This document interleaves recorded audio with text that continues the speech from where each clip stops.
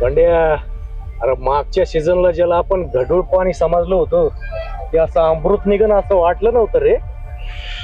एकदा पाखरू हातावर घ्यावा लागते. काय बोलता मालक, वरती एक बी पाखरू नाही. ए बावळाटा, वर काय बघतो, खाली बघ खाली. पाखरू कसं उठून दिसतंय. कुठून दिसतंय?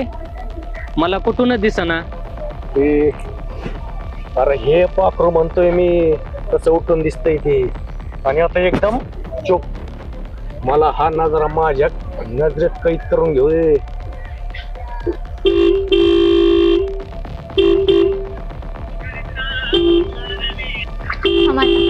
बघतेच ह्याच्याकडं.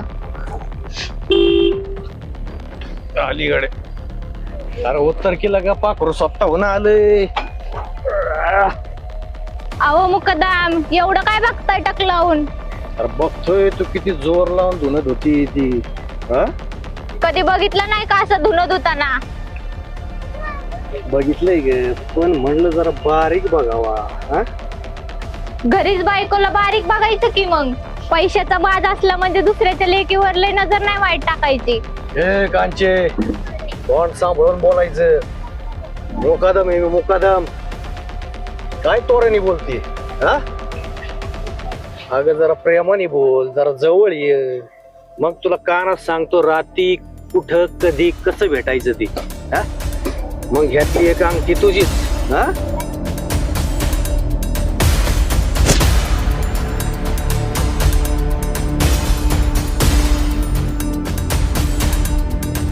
तू माझ्या कानाखाली मारलीस.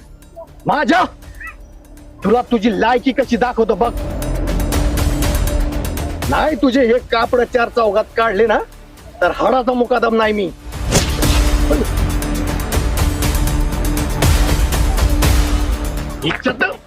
ए, तुझी हिंमत कस काय झाली माझ्या मालकावर हात उचलायची?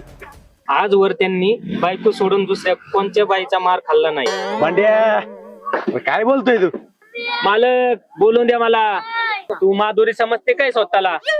माझा मालक काय अमृतपोरी वाटतोय काय तुला? ए भांडवळा, चल ना आता, का वाढू तुला एक. आणि तू बघून घेईन तुला. डोके ते डोक्यात हे बस.